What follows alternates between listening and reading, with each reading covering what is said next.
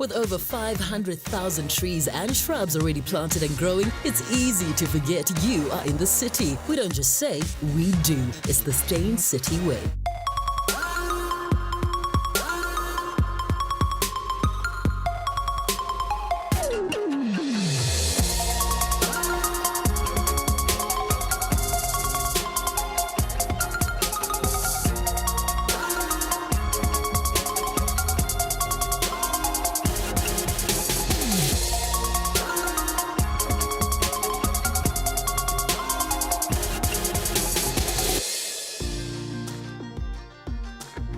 Good afternoon and welcome to Real Talk with me, Anele. With Mother's Day on Sunday, I'm sure most of you, myself included, hint, hint, will be pampered and spoilt, while some of you take time to reflect on all the mothers who are no longer with us. Now, the journey to motherhood is not an easy one, and the foundation to it all rests in a healthy body and mind. Today, we have a special treat for soon-to-be moms. My guest today is no ordinary TV sports anchor. Wardah Hartley has just launched the workout and nutrition guide with dietitian Nathalie Mat that has all the tools to help you have a healthier pregnancy and labor. And also this weekend is the Kingsmead Book Fair, one of the biggest book events on Josie's events calendar. One of the participants is international #1 best-selling author Lesley Pearse. She's one of Britain's most revered novelists, and she's in the country to promote her book, Date to Me. She'll join me a little later on the show, so make sure you stay tuned for that. Kicking things off, however, let's talk healthy mommyhood with Wardah Hartley and Nathalie Mat. You had a baby a month ago. I did. So I don't even know why you're here. You should be knee-deep in diapers and poo and what is it, vomits and all of that stuff, and you're here and your hair is washed, so congratulations. Thank you. Okay. Don't stress about life. Nathalie, thank you so much for joining us as well. Thank you. I was busy talking about why does your name have an H, and then you said your parents are Belgian. Yes, and I have a lot of other names as well. I'm named after it's the naming thing, it's a big Belgian thing. Okay, all right. So one day we'll get around to it. I want to talk about this whole fitness mommyhood thing that you guys going on. You're a sports anchor. Yes, I am, and a fitness blogger. And which one came first? The sports anchor, but the thing that really inspired this guide was the fitness blogging, because that's my other sort of passion that's slowly overtaking everything else. Did you feel like because you're a sports anchor, you have to like exude a certain level of fitness? I think that really did trigger, it was a big catalyst in me embracing a healthier life, and my whole journey to becoming healthier was interviewing these sports people who are at the peak of their fitness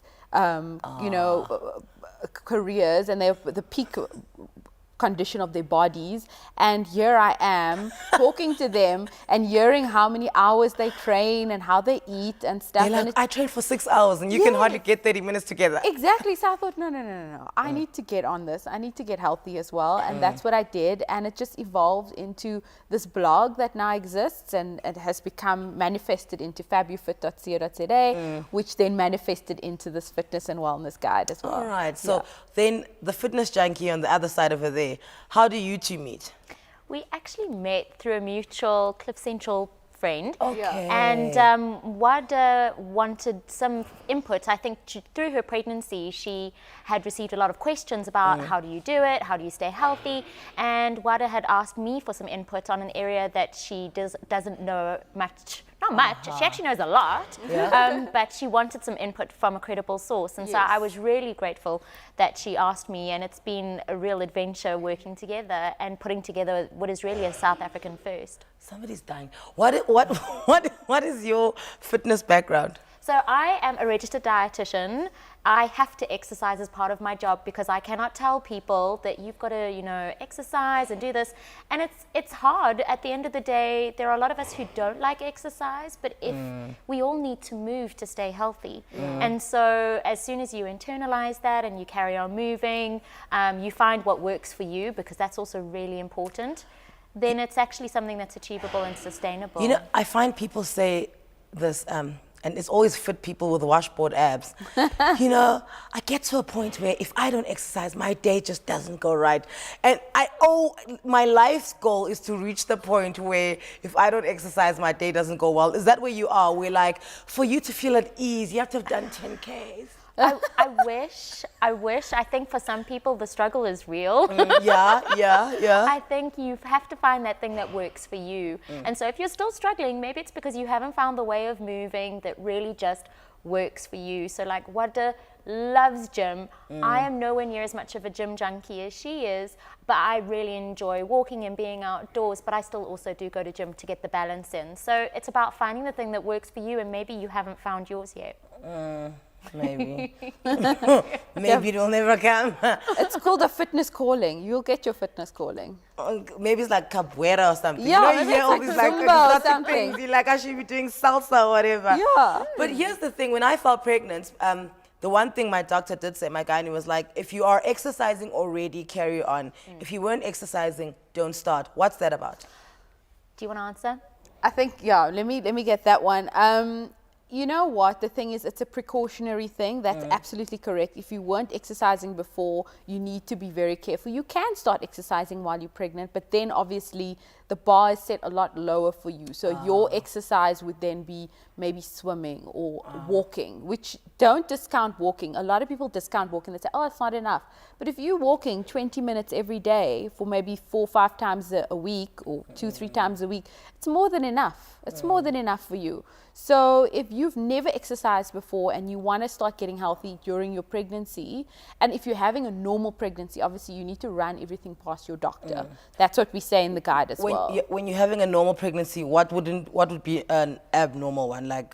If you're having a textbook pregnancy, like, you know, everything's on point, you're not bleeding unnecessarily, unexplained bleeding or unexplained pains, or you're not overly sick, not having lots and lots of like severe morning sickness, which, as maybe you will know, morning sickness is not just in the morning. It's all day long. It's called 9-month sickness. Exactly. So if you're having something like that and you're feeling really weak, and I mean, Nathalie will then touch on that, like if you're not eating correctly, then obviously you need to take all of that into account. But the safest thing you could possibly do, and that anyone could do, is walk. When it comes to exercise, and I know obviously now we must stay with you, we'll come talk food with you, Nathalie, just now. When it comes to exercises, which exercises do you definitely not recommend for a pregnant person at any level, be it 3 months, 5 months, 9 months? I think the exercises you need to be careful of is like the power lifting, unless you are like what CrossFitters do. Yeah. They lift really heavy weights and stuff. If that's something you were doing before, I mean, I know there's an instructor in Cape Town at a CrossFit that was pregnant and she was still power lifting. So that her body's used to that. But if you've never done that before, you don't go near really, really heavy weights and do anything crazy like that. Or anything that's kind of like jarring. So you're not going to go skiing or, you know, doing something that's really like hazardous to your health. But I mean, anything that's in a controlled environment, you can still lift weights. In fact, it's good because it increases your bone density, maintains that. And the exercise I recommend, number one, and it's in every workout in the guide that we designed, is squats. Squats strengthens your pelvic floor, which obviously is the main that's where area the person is chilling for that's the where longest all of time. the action is going to happen, right? So that's why we say this guide helps you during your pregnancy and then helps you to have an easier labor. You say this is FabuFit, right? Yes. Your baby. So now the amalgamation is you come through with exercise and you come through with the diets. What's the first bit of advice you give a pregnant woman when it comes to, you know, being pregnant? Because I know there's like folic acids that we must go for, and is it folate and all of it. What's the first piece of advice when it comes to eating that you give a pregnant person? It's so individual what the mom is struggling with, but 9 times out of 10, it's that you're not eating for 2. I see women who have been so controlled in their eating. They don't eat toast. They don't do anything that's bad as far as they're concerned. And the moment they fall pregnant, they're like, I don't normally eat jam, but now they're eating jam, and they're just going bananas. I don't normally eat 6 eggs, but you know what? I like 3 eggs and he likes 3 eggs. So what? Yeah. Half a dozen eggs it is. Exactly. And so you're not eating for 2 adults. You're eating for 1 adult and 1 teeny tiny little human. And so all of the cravings that people experience, and people do experience cravings, it doesn't mean you have a hamburger deficiency. It means you might need to eat something, but it's not like let's eat as much as we want, because one of the things that happens if I gain a lot of weight while I'm pregnant, I don't lose all of it straight away. It's not all baby. So baby will be about 10, 11 kilograms. and the rest What you baby have is to this? lose. So it's not the baby on its own. Oh, I was just like, who is this woman that gave birth to 10 kilograms of a human being? So your baby will weigh, let's say, 3.5 kilograms. Oh, the water. But then you've got the water, you've got Okay. extra blood volume, you've got a whole lot of stuff that is Placenta. going on. Placenta, extra boobies. So there's Yeah. a lot that goes into the weight gain, and you're not going to lose all of that when you give birth. Yeah. Some of it is also going to be built up extra fat stores, and most women will gain around 3 kilograms. That is there for breastfeeding, because breastfeeding is hard work. It is hard work. But we don't want to store like 20 kilograms for breastfeeding. Oh, and quickly before we go to an ad break, the old wives' tale that if you breastfeed, you're going to lose weight. Where are we on that one? Everybody's different. That's fact, eh? So some... Is it fact? It's everybody's different. So some women, breastfeeding is not very efficient. It's only 80% efficient. And so you burn a lot of kilojoules feeding your baby, but some women's body just, they hold on to weight. And so some women, the weight will just fall off them. Some women, unfortunately for them, their bodies just sit. I actually have a personal story for this one, because you say it's fact and you say, you know, not all the same, and I've got my take on it. When we come back, more on healthy, happy pregnancies on the other side of the break, and if I lost weight when I was breastfeeding, does it look like I did?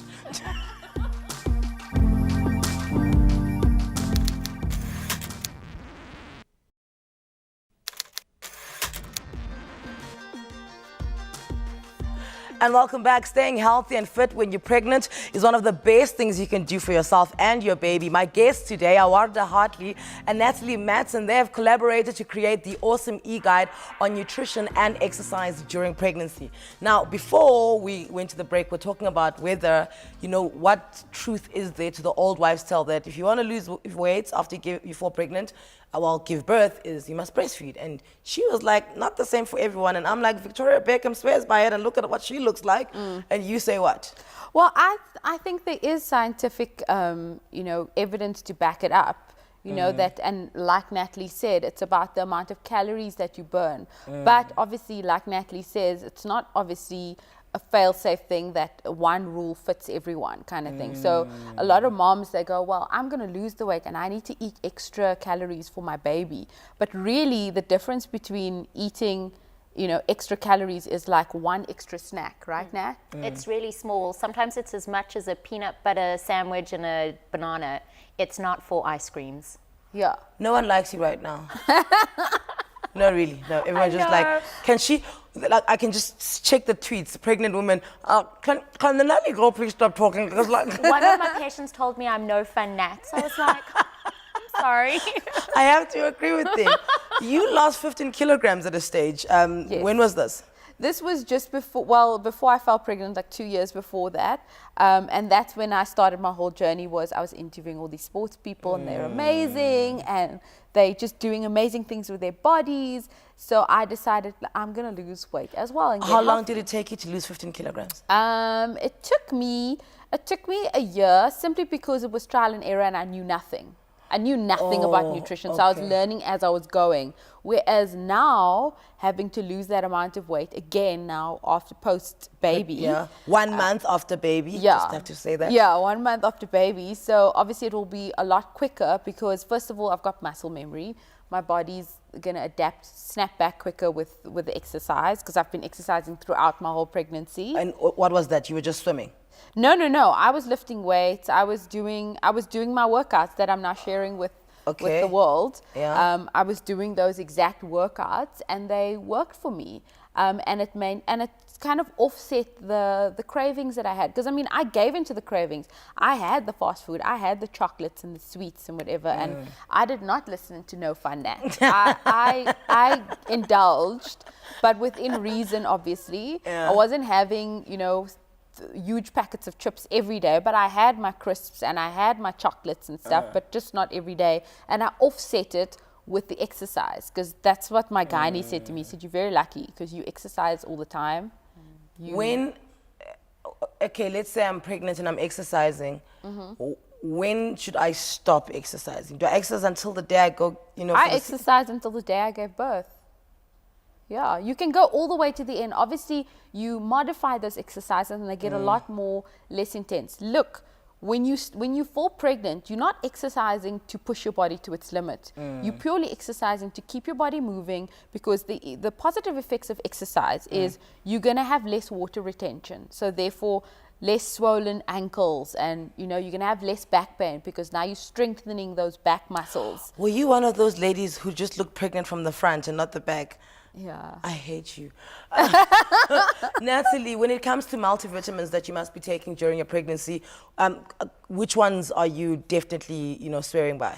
So pregnant women, it's not so important which brand they're using, as long as they're focusing on getting iron and folic acid. Folic acid is important before we try to fall pregnant. The reason for this being, many women only find out they're pregnant when they're a little way in, and the spinal cord of a baby closes at 4 weeks. At which point, if we hadn't had enough folic acid, which from food comes from dark green leafy veggies, we are at risk of having an open, it actually doesn't close, and that's called spina bifida, which is, it's a neural tube defect. It's really serious. We don't want people to have this. So when you decide, hey husband, come over here. We are trying. We are trying. Already, it is safe to be on folic acid from then, ideally 6 weeks before you're going to start trying, because you never know when you're going to fall pregnant. And then iron, especially if a woman has a history of anemia, is really important during pregnancy, because we are making a lot more red blood cells. The actual volume of blood that we have increases dramatically over the course of our pregnancy. And if you don't have enough red blood cells, you get incredibly tired. It's part of the reason why in first trimester people are often exhausted. Sleepy. It's because they are just struggling to get enough oxygen because they don't have enough red blood cells. And iron is really key for building those. Okay, so iron during the pregnancy, the folic acids, the greens before if you're trying, and obviously during. Yes. What else during should I be making sure that is involved in my diet? I know you're not allowed to have the raw fish and all of that stuff. No sushi for preggies. But those things are changing also, hey? Really? It is changing. So trust your gynae. Your gynae will tell you what is and isn't safe. So the textbooks will tell you, and I have said the textbook thing as well, because you don't know if it's fishy fish. You don't know whether or not the piece of fish that a person picked up is a fresh, safe piece of fish. But listen to what your healthcare professional tells you. You've chosen them, you trust them. So if they say to you, you can eat this, you can eat that, these are the limits that I'm safe with, it's because they are comfortable with those limits. So chat to your gynae about those things. But talking about things that people forget or are really important during pregnancy, there is a really unpleasant side effect of pregnancy hormones, and that's having a slow tummy, constipation. Oh, yes. And so it's really important that instead of eating biscuits and sugar to get my carbs in, I focus on the brown stuff, because that's also going to keep my tummy moving, because Fiber. Nobody likes feeling uncomfortable. Yeah, because if you're carrying a baby and you're carrying a load, sorry, sorry, I'm just being honest. Exactly. And you're a full taxi. I'm just gonna say, That's a very good way of putting it. You're a full taxi. Yeah. You're a full taxi, and somebody's got to get out. Otherwise, the Metro Police are not going to be happy with you. So she's a dietitian, so there's a certain qualification to that. Don't people say, "Where's your certificate? Why are you giving us all this advice?" Well, the thing is, I'm talking from real experience, and obviously with this guide and with everything that I do on my blog, I consult with professionals, fitness professionals. I am busy studying for my own qualification as well. But with drawing up this guide, I did it in conjunction with seasoned fitness professionals that oversaw everything and vetted everything. So it wasn't just me thumb sucking and going, I'm going to write a guide and tell people what to do. So it was done very responsibly, consulting people that know their area of the field of area and area of field. And like we got Nathalie to do the nutrition side of things, and I consulted a seasoned fitness professional with more than 2 decades of experience to check everything that I said, everything I designed. So I'm very confident about what's in there, because I know it's the best possible workouts, it's safe workouts for women to do during pregnancy. And also the other thing we didn't touch on is the whole nausea thing. I didn't have that, and according to my doctor, it was because of the way I ate before my pregnancy and the way I exercise and your lifestyle. So that's another plus to living a healthier life and exercising, you can sometimes bypass You the preempt nausea. those things, so then you kind of like work against them. I never experienced any of that. And now everybody hates you. You tuned into Real Talk on SABC3 where the stage is yours. More to talk about mommyhood and pregnancies. We'll be back in a moment.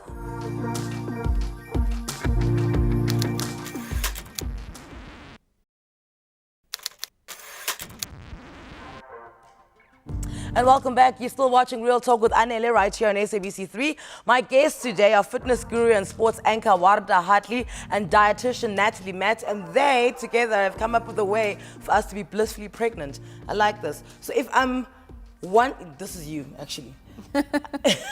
Are there foods, because you know, old wives' tale, that's all pregnant women listen to. Are there foods that I should be eating besides the green one for the spine if I'm wanting to fall pregnant? Things that, you know, assist my eggs to meet his eggs. Well, actually diet can play quite an important role, and this someone's trying. And this is really around making sure that you're getting the healthy stuff that you need, because at the end of the day, when your egg goes on its little adventure and when the sperm goes on its little adventure, it has to have been built in a healthy environment. Otherwise, it is not going to be healthy for implantation. And so that means, and people get really bored of this message, making sure you're getting all your fruits and veggies, making sure that your actual weight is at an ideal weight for you as well, because it can affect, as our weight goes up and up and up, we can actually decrease our fertility. Really? Yeah. And so you want to make sure that it's actually a great thing that as you go, I'm going to have a baby, I'm going to lose a little bit of weight, you start feeling sexy, looking good, feeling healthy. It is also the time that your fertility is improving. So the same kind of thing that you would do to make sure that you are healthy is the same kind of thing that you would do to make sure that you'll make healthy babies. I'm laughing because I also was quite good looking when I fell pregnant. What are you talking about? You're still good looking. I know I am now, but like I did. You say like you loved it. Hot days, definitely hot days. When it comes to exercise, let's say I've decided that I'm going to give birth naturally. Is there a difference in the type of exercises I should be approaching from C-section and natural? Well, I think the main thing, like I said earlier, was squats. Squats are so important because they strengthen your pelvic floor, and it's the position that's most easiest to give birth in. Like, that's the best position to give birth in. So there is a saying that says if you can do 300 squats, which don't stress, nobody can do that, not even me, all in one go, nobody, then you have an easier birth. But the bottom line is squats are very important. You want to do exercises that strengthen your lower back, so like deadlifts and those kind of things. But obviously your form needs to be correct with these things. But I would say squats are very important because it's something you can do at home. It's as easy as sitting on a chair and getting back up. So just touching down on a chair and standing back up, that's a squat. This is for natural, ne? Yeah, well, for any kind of birth, because remember, giving birth is like running a marathon. It's an endurance race. Say that again. Giving birth is like running a marathon. It's the same amount of intensity, the same amount of energy. So therefore, you wouldn't do a cycle challenge or a marathon without training for it. So women are going into labor without having trained for it. So it's, if you think of it that way, I'm not going to say, Anele, the Two Oceans is on Saturday. Tomorrow, I think you should go run it. I'll be like, sure, right away. Yeah, sure. Where are my tackies? Exactly, but that is the approach women are taking to pregnancy. And going back to what you were saying throughout the old wives' tale, the old wives' tale that when you fall pregnant, our grannies, our aunties, our moms tell us, no, Don't sit on the couch. anything. Wrap you up in bubble wrap and put you on the couch for 9 months and stay there until you give birth. And that is the worst thing you could possibly do. I don't know if you qualify to answer this question, but you know, when you say, you know, giving birth is like running a marathon, A, I'm happy because now it means I've officially run a marathon. And B, does exercising have any connection to whether or not I will suffer from post depression? Postnatal depression, yeah. I think Nathalie would be maybe better to answer that. Some of what you eat can make a difference. So if you don't eat fatty fleshed fish like sardines, mackerel, pilchards, all of our tinned fish basically, if you don't get fatty fleshed fish during pregnancy, you may have too little omega-3, and we have seen that low omega-3 intake during pregnancy is associated with increased risk of postnatal depression. But what's also really hard is, remember, your hormones are all over the show. And if you are not sleeping well, your hormones are all over the show, you're not eating well, your whole system's going to be thrown out. What exercise and what nutrition do for mom is they help return that rhythm. They help return that cycle so that mom starts feeling a little bit more normal again. Look, I can talk from personal experience. I was just cleared to exercise a week ago, and I've started exercising already, and already I can attest to exactly what Nathalie's saying. I feel a lot better. I feel more positive. I feel like I've got a lot more energy. I think also, as much as I love my son, I think that hour away from him, to give me a chance to just miss him, just makes me feel refreshed. So when I get back to him, I'm like, right, I'm ready now. I'm ready to stay up all night, or just to get up during the night, because I've had that moment away for myself. Because I think that's the most important thing as well for moms to realize. It's, you know, you're not a bad mom for wanting to get your nails done, or going away quickly to have your hair done. Or just taking care of yourself, because it's so important. It's like sitting on an airplane and they tell you you need to put your own oxygen mask on before you help others. It's exactly the same thing. You can't be a productive and a healthy mom, a happy mom, if you're unhappy, and give your son or your daughter the best if you're not healthy. So the exercise and the nutrition all feeds into that. And let's not forget, exercise does promote, you know, that happy endorphins and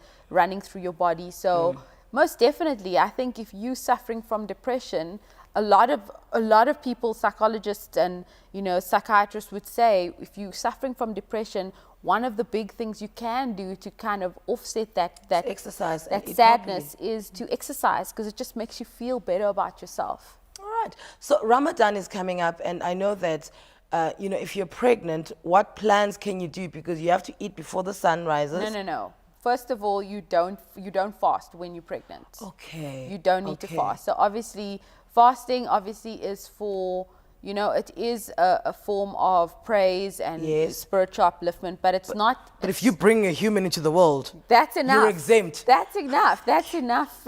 You know, spirituality for you. You know, you can, if you're pregnant, if you're breastfeeding. So I'll be breastfeeding. So this will be my first Ramadan that I will not be fasting, because I will have to produce enough milk for my baby, so I need to be eating all the time. So the fast and the Ramadan is not meant to be a taxing thing on people who are not able to. So diabetics, chronic diabetics, old people who are not able to fast anymore, or not strong enough to go without food for that long, they don't need to fast. So pregnant moms, breastfeeding moms, they're also exempt if they feel they want to.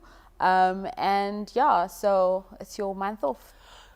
Before we wrap up and I say goodbye to you wonderful ladies, Nathalie, all these fads that are currently out there, there's Banting, you know what I'm saying, and then there's the Atkins and all that, which is pretty much close to each other.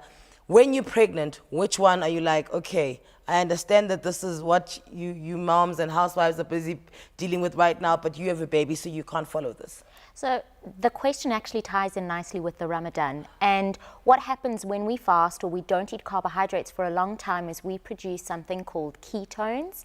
They're a byproduct of fat burning. And the adult brain is great at using ketones. In some people great, some people not so great. But a developing baby's brain is not. It has not had years of experience processing these. So from a fetal brain development perspective, don't give up the carbs. You need about 130 grams of carbohydrates a day. It's not a huge amount, but that is just enough to keep you out of ketosis so you don't put your baby's brain at risk. So 135 grams would be... It's maybe we should just tell people, like... Yes, so as food, sorry, I always speak nutrients instead of food. No fun, Nathalie. We're looking at about a bowl of cereal that's about a cup size. You'll have 2 pieces of fruit, at least 2 cups of vegetables with your lunch and your dinner, at least, say, half a cup of starchy food at lunchtime, and then skip them at dinner time. It's not a lot of carbs. Yeah, it's not. And that's 130 grams, also with a little bit of dairy thrown in there, because you will get a small amount from your dairy. So moms don't need to they don't need to be worried that they're going to have to like eat mountains of pasta if that's how they gained weight in the past. It's moderate amount of carbohydrates and enough to keep your tummy moving, but not so much that you're like sipping on honey. This has been so enlightening. Your friends must hate going for dinner with you. I eat normal food when I go out. I take my work hat off. Okay, because I'm thinking to myself, like if I'm going for dinner with a dietitian, you look at the menu and it's like, lamb roganon, and then she's out here having broccoli with hot water. You're like, wow. Thank you so much. Stop work. Nathalie and Wardah, thank you so much. After the break, I have a treat for all the bookworms. Come back to us. You guys have been wonderful.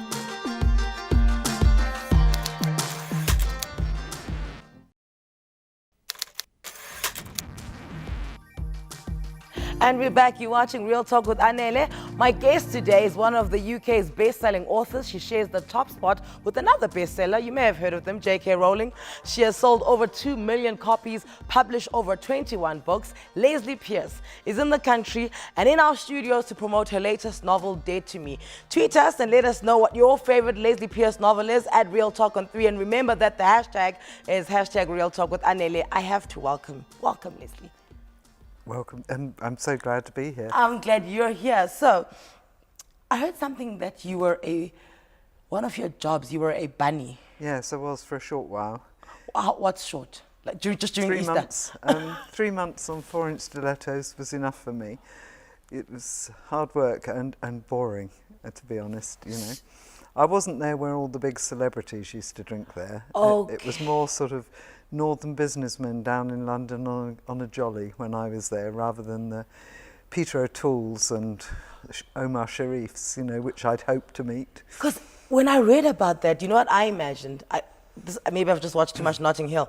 I just imagined, you know, blokes like Hugh Grant. Well, it would have been nice. Of course, in those days, I thought anybody over 40 was ancient, so, you know, that doesn't help. I think you've since changed your mind, haven't you? Oh, I have. Anyone over 70.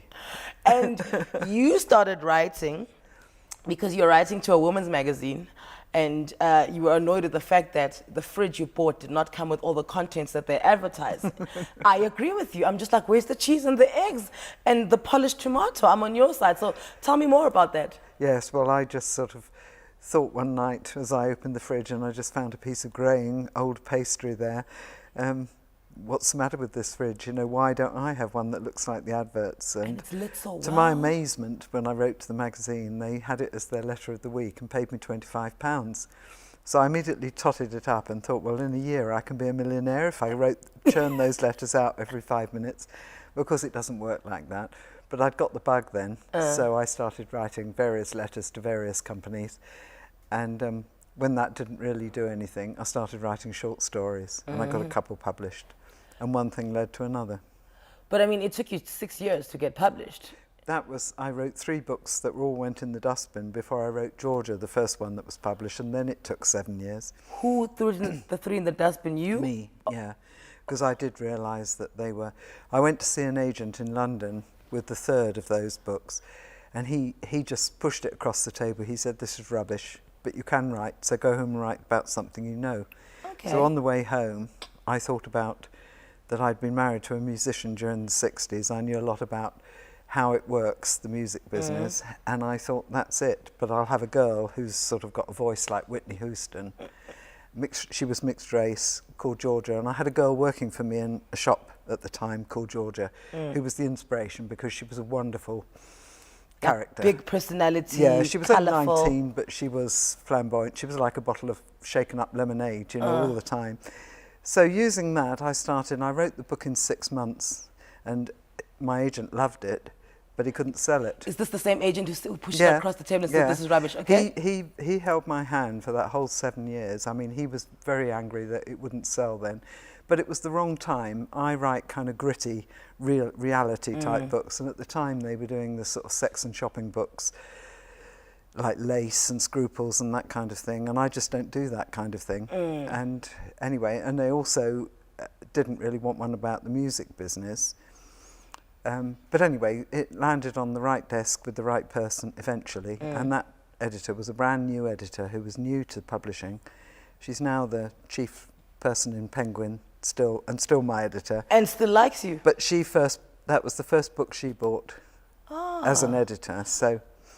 The thing about writing is, I'd imagine it's very it's very close to your heart. You know, you can't separate. It's not, and I'm not dissing accountants, but I mean, an accountant can say that is my job. I balance books and then I go home and do this. When you're a writer, you are a writer all the time. You take it with that's you. right, yes. It's your skin. The characters are all part of everything. You breathe and sleep with them, you eat with them, you know, you don't go away from them until you finish the book, and then you put them away in the cupboard and find another set.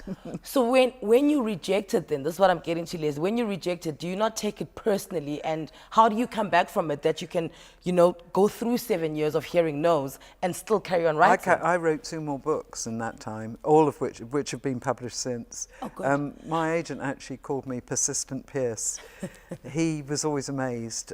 As soon as it was gone off to somebody else, I could start dreaming again, and I always had this dream of this man editor saying, here we are, Lesley, is £100,000 or something ridiculous, you know, far more than you would ever really get.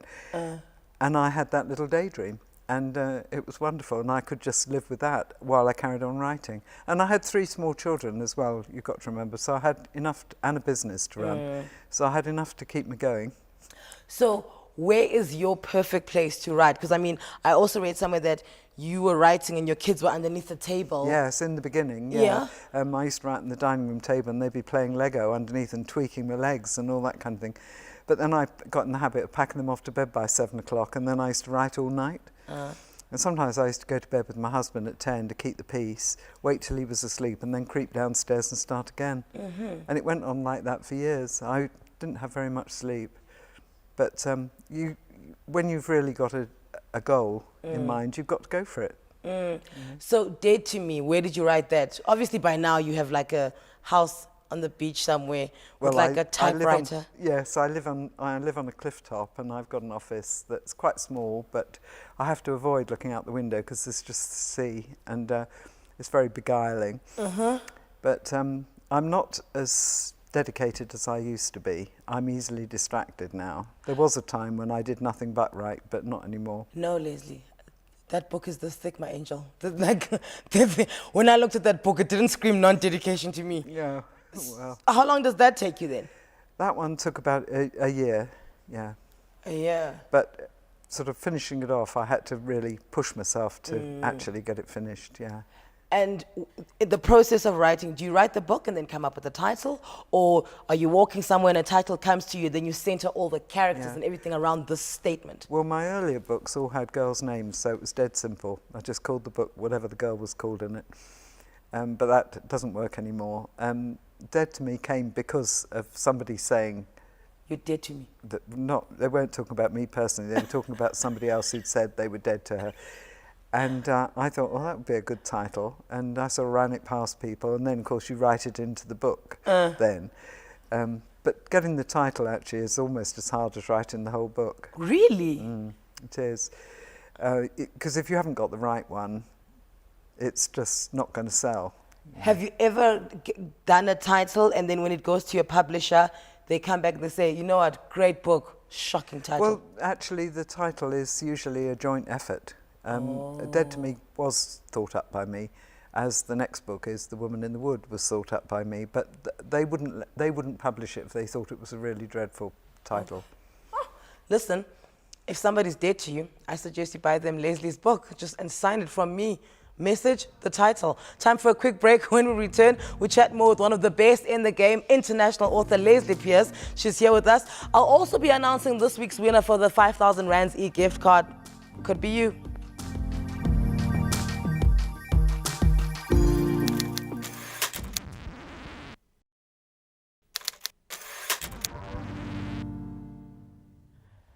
And welcome back. I'm with Lesley Pearse, who's in the country for the Kingsmid Book Fair, which is taking place this weekend. You want to get down there, buy a book, get her to sign it, and then you can ask her about her 3 marriages. So, first marriage lasts 18 months. You say you don't want to talk about it because it's boring. Well, it was boring, which is why I got out of it. He's the only man in my life I'd like to see him again just to apologise.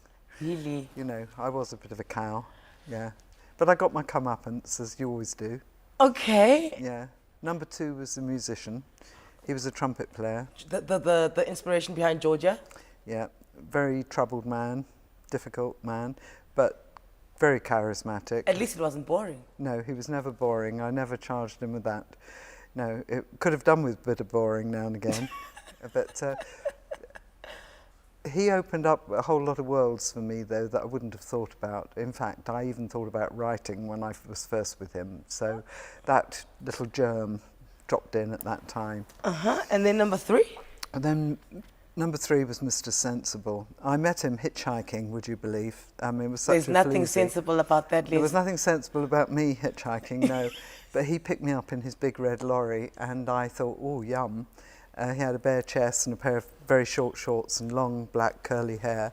And by the time we were sort of outside Birmingham, and by the time we got to Bristol, he'd made me laugh the whole way. And I thought, now this is good news. Okay. And anyway, I moved into a flat, and he came round one day and found me mixing up concrete, and he was very impressed. I was fixing the shower, and I also had an electric drill, which he thought was pretty amazing. And from then on, 2 years later, we got married and had 2 more children. I already have 1 little girl already. And I suppose he's happily ever after, or? No, sorry. got to 50 and jettisoned overboard, I'm afraid. And you just said, no, you gotta go. The things went wrong, and yes, that he's out the question now. But we are still friends. I mind his dog every autumn for him where he goes on holiday. He's got another lady now. I haven't got anybody. I'm Billy No Mates. Oh, Billy No Mates. Who, if you were given the chance, would you like to relive the first day you met between the 3? I suspect it's Red Lorry guy. Actually, yes, I would, because he was always fun, you know, yes. And it was like the sun had come out after a long, miserable period in my life, and meeting him was like a tonic, you know. And yeah, I don't know that I was as madly in love with him as I was with Mr. Number 2, Mr. Trumpet Player, but Nigel was Mr. Sensible. He was there when I needed him. He was a good provider. He was a good dad, you know. He was sexy. Yeah, but I get the aesthetic of sexy, but the trumpeter, I mean, that's just sexy on its own, though, isn't it? Yes. There's nothing more wonderful than musicians. There's something about a man with a horn. You know, I mean that kind. Yeah. Musicians are very, very interesting. And while I was with him, I met all sorts of people. And, you know, there were lots of wonderful moments, lots of terrible moments as well, because we never had any money. You know, people always think musicians earn such a lot of money, but he had a very crooked manager who was famous, Don Arden. He was the father of Sharon Osbourne. Oh, okay. Yeah, he was the most corrupt man. I mean, even Sharon Osbourne wanted to kill him, and he was her father. So that, and I wrote him into Georgia, only I called him Max Menzies, hoping I'd get sued. But I never did. Because then obviously that creates like, imagine, you know, all that PR. You're like, sue me, would have been sue wonderful. me. And Sharon Osbourne could have been my best friend, because, you know, we could have killed her father together. Together, and then you write a book about that. Liz, it's all working out. So, I mean, writing takes you everywhere in the world, right? Yes. Where did you go because of writing, and then you felt to yourself, I have to come back here on my own terms to do my own thing? Well, South Africa's one place. You know, the first time I came here, I was very shaky. I'd had a bit of a breakdown, and I always say that South Africa saved me at that time. I was always a very big success in South Africa before I was in England, so it's got a very, very special place in my heart. And I remember the women that I met the first time I came here, them going to cuddle me, you know. Women aren't like that in England. They will cuddle you when they know you well, but they don't do it spontaneously as people did here. And I found that lovely, you know. It was really touching. I was on my own then, a bit sad, various problems at home and one thing and another, and it was wonderful. And since then I've been 3 times on book tours, and I came back with my big grandson when he was 15 to take him on a safari. All right. Oh, I'm glad we could have offered you that. And who makes you better at what you do? Who makes me better? I suppose my kids, my grandchildren. I don't know, really. The books I read. I've got a lot of lovely friends, you know. I don't know. I've never stopped to think about who makes me better. Like, who sharpens you? Like, who makes you a sharper Lesley? So if you know that you're about to go in and write a book, who do you find yourself wanting to be around the most? Well, I want to be on my own. If I want to sharpen, I sharpen up my brain myself. Oh, this is good. Yeah, That's a I good have lone times when I like being on my own, and other times when I like being with people. Yes, by the time I've done this tour in South Africa and I've talked to so many hundreds of people, I want to be a recluse for a week. Yeah. You said something now that you read a lot, and a lot of authors say that if you want to write, you have to read. Exactly, Yes. A, because you don't want to write a book that's already been written, so you just want to read a lot, right? But why else do you want to read a lot when you write? Well, it's stimulating reading different kinds of books, that it just keeps you in touch with what's going on, seeing what other people are writing about. Some people have the misguided idea that you poach ideas from other books, but of course you don't. It's just completely separate. It's just entertainment like it is for anybody else. It's like if you're a runner, you have to run. Do you know what I'm saying? So that's what you do. If you're a writer, you have to read and write. Read as well and write, yeah. Oh my God. Thank you so much for joining us. This has been absolutely fantastic. And just one last sentence before I let you go so you can get ready for the book fair tomorrow. When it comes to authors, if I want to read someone, if not Lesley Pearse, who else should I be reading? Well, I read all sorts of people. My favourite author at the moment is C.J. Sampson, who writes about, he's got a hunchbacked guy called Shardlake, who's a lawyer in the time of Henry VIII, and he goes around solving mysteries. Now, I've been reading his books. They're great big books, and I found them absolutely fascinating. Not everybody's cup of tea, but I like them, and most people I've introduced them to do Also as well. like it too. Yes. All right. Lesley, thank you so much for joining us. C.J. Sampson. If not Lesley Pearse, though, then C.J. Sampson. That's it from us. If you want to hear more from Lesley Pearse, catch her tomorrow at the Kingsmead Book Fair, taking place at the Kingsmead College in Rosebank. Take your books. She'll sign them for you. She'll be sharing a session with friends of the show, Pamela Power, as well as Miranda Sherry. And that's it for this week. The winner this week, though, for our at-home weekly competition is Najuma Peterson in Cape Town. Hey, girl, it's all yours. That's it from us, the team. We'll check you again on Monday. Have a fantastic weekend. Ciao, ciao.